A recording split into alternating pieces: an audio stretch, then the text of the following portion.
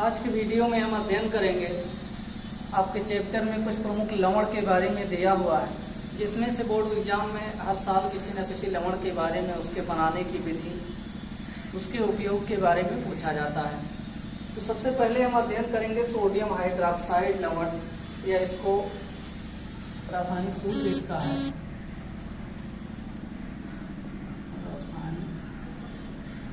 सूत्र है sodium hydroxide का, आप लोग जानते होंगे NaOH, और कास्टिक सोडा भी इसको कहा जाता है, कास्टिक सोडा। इसके बारे में हम अध्ययन करेंगे कि सोडियम हाइड्रॉक्साइड लवण किस प्रकार से तैयार किया जाता है, कैसे बनाया जाता है, इसके क्या उपयोग है। तो इसको बनाने की बहुत ही आसान विधि है। इसको बनाने के लिए जो रासायनिक समीकरण है बनाने का,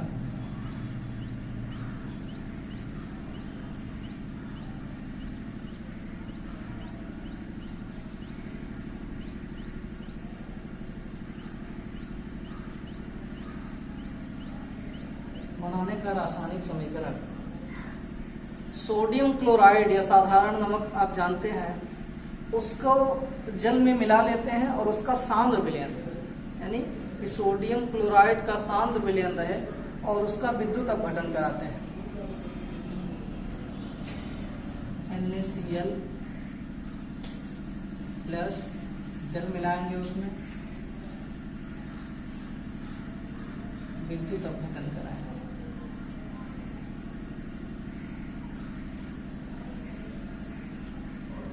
तो हमको क्या मिलेगा? मिलेगा NaOH, और बाई प्रोडक्ट के रूप में H2 गैस और Cl2 गैस, यानी हाइड्रोजन और क्लोरीन दोनों गैसें भी प्राप्त होती हैं।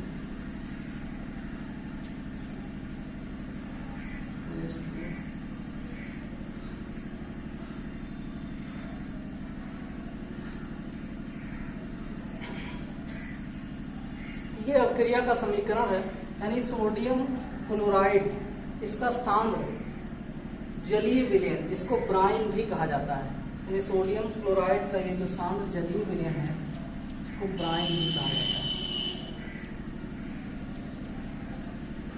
इसमें विद्युत अपघटन कराते हैं। विद्युत अपघटन के फलस्वरूप सोडियम हाइड्रॉक्साइड प्राप्त होता है और बाई प्रोडक्ट के रूप में हाइड्रोजन गैस और क्लोरीन गैस निकलती है। तो इस प्रकार से ये अभिक्रिया, यानी इसमें ये सोडियम हाइड्रॉक्साइड आपको मालूम है एक प्रबल क्षार है और क्लोरीन गैस भी उत्पन्न होती है। तो इस अभिक्रिया को क्लोर क्षार अभिक्रिया भी कहते हैं, यानी क्लोरीन और क्षार उत्पन्न होने के नाते क्लोर क्षार अभिक्रिया।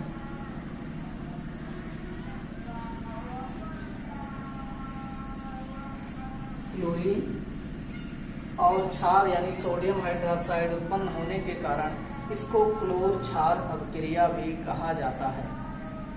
ठीक, अब इसमें जो सोडियम हाइड्रॉक्साइड हमको प्रोडक्ट के रूप में चाहिए था, हाइड्रोजन और क्लोरीन गैसें बाई प्रोडक्ट के रूप में प्राप्त होती हैं।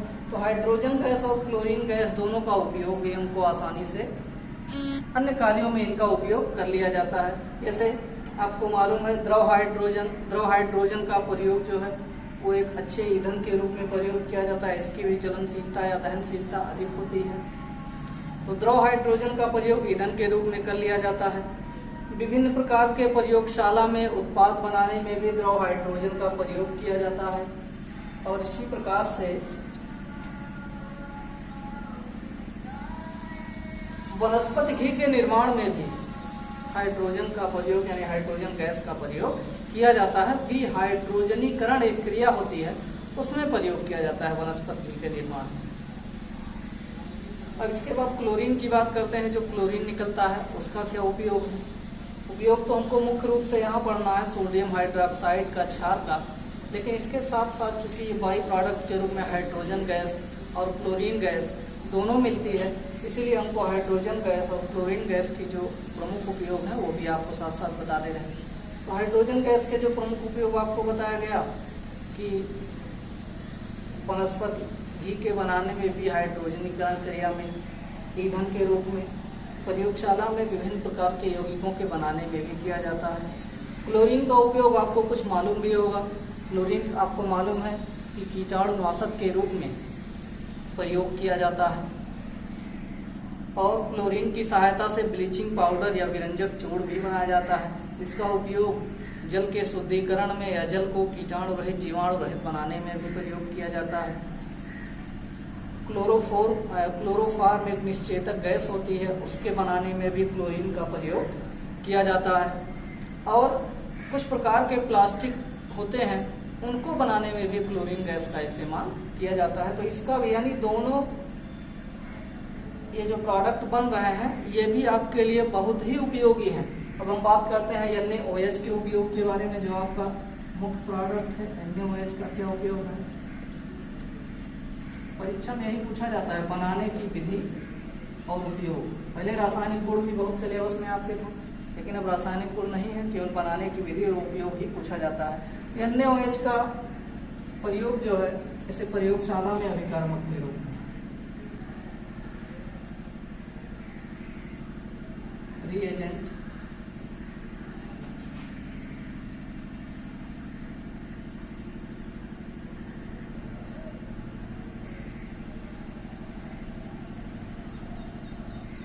प्रयोगशाला में रीएजेंट यानी अभिकर्मक के रूप में सोडियम हाइड्रोक्साइड यानी कास्टिक सोडा का प्रयोग किया जाता है। ये उत्पादों की क्वालिटी विश्लेषण के लिए प्रयोग किया जाता है, यानी जो प्रोडक्ट बन रहे हैं उनकी क्वालिटी क्या है, उनकी क्वालिटी की पहचान करने के लिए प्रयोग किया जाता है। दूसरी चीज कि कुछ ऐसे साबुन होते हैं जो क्षारीय होते हैं, खासकर डिटर्जेंट साबुन व डिटर्जेंट बनाने में, जिसको आप अपमार्जक कहते हैं। इसका बहुत ही बड़े पैमाने पर उपयोग होता है साबुन तथा अपमार्जक बनाने में।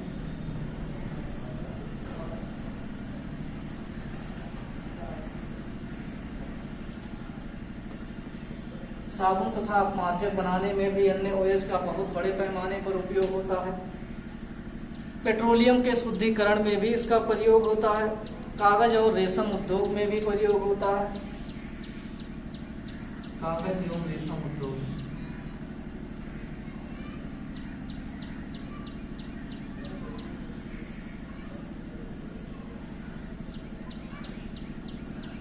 पेट्रोलियम पदार्थों के शुद्धिकरण में भी, तो ये इसके प्रमुख उपयोग हैं।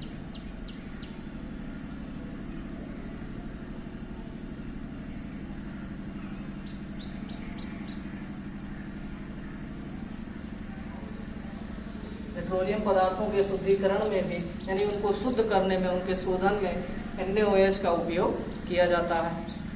ऐसे कुछ अयस्कों से धातुओं को निकालने में, जैसे प्रमुख अयस्क है आपने सुना होगा एल्यूमिनियम। एल्यूमिनियम जो है वो किससे निकाला जाता है, किस अयस्क से? बॉक्साइट का नाम सुने होंगे। बॉक्साइट जो है वो एल्यूमिनियम का प्रमुख अयस्क है और बॉक्साइट से जब एल्यूमिनियम निकाला जाता है तो उसमें भी NaOH शोधन के रूप में इस्तेमाल किया जाता है, यानी बॉक्साइट से एल्यूमिनियम प्राप्त करने में।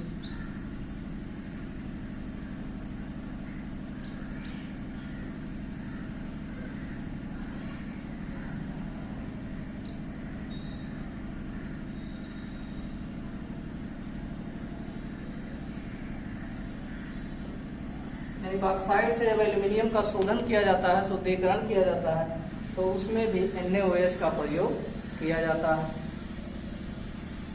तो ये NaOH के प्रमुख उपयोग हैं। हाइड्रोजन गैस का उपयोग और क्लोरीन का उपयोग आपको बता दिया गया। तो ये पूरी बनाने की विधि है, उसके उपयोग है, यानी कि कैसे तैयार करते हैं। कास्टिक सोडा को NaCl का सांद्र विलयन लेंगे, यानी नमक की मात्रा ज्यादा रहेगी और जल उसमें कम रहेगा, जिसको आप ब्राइन बोलते हैं। यानी इस सांद्र विलयन को क्या कहा जाता है? ब्राइन। उसका विद्युत अपघटन कराते हैं, यानी कैथोड और एनोड पर लगा के अपक्रिया कराते हैं, NaOH प्राप्त होता है और सह उत्पाद के रूप में हाइड्रोजन गैस और क्लोरीन गैस भी प्राप्त होता है। कभी कभी आपको दे देगा ऐसे भरने के लिए, यहाँ पर ऐसे गायब कर देगा, डाट डाट डाट दिया रहेगा और यहाँ भी गायब कर देगा, ऐसे दिया रहता है। तो उसमें आपको मालूम करना होता है दिया होता रिक्त स्थानों की पूर्त कीजिए। तो अगर आपको क्रिया याद है कि NaCl का विद्युत अपघटन कराते हैं जल के साथ, तो NaOH हाइड्रोजन गैस और क्लोरीन गैस प्राप्त होती है। तो रिक्त स्थानों की पूर्ति के रूप में भी इस सवाल को दूसरे तरीके से पूछ लिया जाता है। तो इस रिएक्शन को आपको याद रखना होगा, इस रिएक्शन से कौन कौन से पदार्थ अपक्रिया कर रहे हैं और अपक्रिया के पश्चात क्या क्या प्रोडक्ट बन रहा है, और उनका उपयोग भी आपको बता दिया गया। अब इसी प्रकार से अन्य लवण भी हैं आपके सिलेबस में, ब्लीचिंग पाउडर है, खाने का सोडा है, और फिटकरी भी है। ये फिटकरी सिलेबस से बाहर है, लेकिन ब्लीचिंग पाउडर जो है और खाने का सोडा, प्लास्टिक सोडा तो आपको बता दिया गया। दावन सोडा, एक दावन सोडा भी आपके सिलेबस में है, उसको भी आगे बताया जाएगा।